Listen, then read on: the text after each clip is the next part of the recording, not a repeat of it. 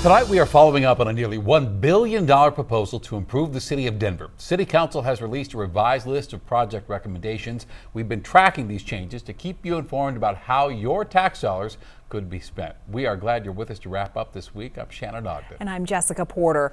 Denver's mayor and city council have butted heads on these projects, which now total $935 million. That money would be paid for through property taxes. And Denver 7's Brandon Richard has closely covered this bond package and previously talked with a council member who questioned transparency of how the Vibrant Denver projects are chosen. Now we're seeing changes and compromises. Those changes include adding a rec center and skate park in southeast Denver. City Council also recommended reducing bond funding for maintenance at the Denver Zoo from $50 million to $3 million. It also suggested eliminating nearly $6.8 million in funding for traffic signal improvements.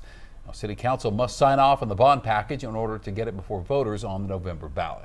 And much of that bond funding would be used to improve roads and bridges across Denver. And we did some digging today and found that 11% of the bridges in Denver are in poor condition. Denver 7's Brandon Richard is taking a closer look at bridge conditions and asking Denver's Department of Transportation and Infrastructure what their plan is to fix them.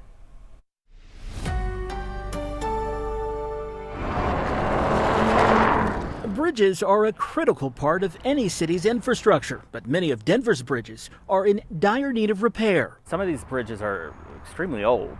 Yeah, some of them, 40s, 50s, 60s built, some even older. Nancy Kuhn is with the Denver Department of Transportation and Infrastructure. She told me the 646 bridges owned by the city are inspected on a regular basis. Vehicular bridges every 2 years, pedestrian bridges every 3 years. 11% of the city's bridges are considered to be in poor condition, including 14% that vehicles travel over. Now, Dottie says just because a bridge is rated in poor condition doesn't mean it's unsafe. And this bridge here over Cherry Creek at 6th and Lincoln is a perfect example. Every day, thousands of vehicles pass over this bridge, most of the drivers completely unaware of what's below them.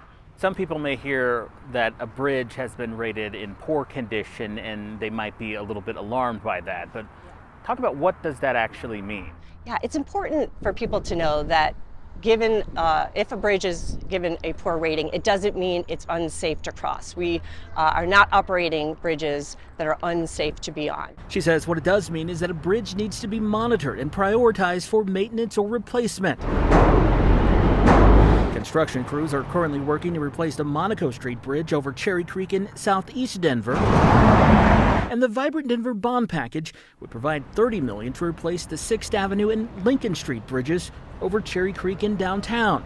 Both bridges are over 60 years old and near the end of their service lives. When you're looking at infrastructure and major infrastructure, funding is always the challenge. It would be so critical for us to get this bond. Of course, it'll be up to voters this November to decide whether to approve the bond and pay for these critical upgrades. In Denver, Brandon Richard, Denver 7.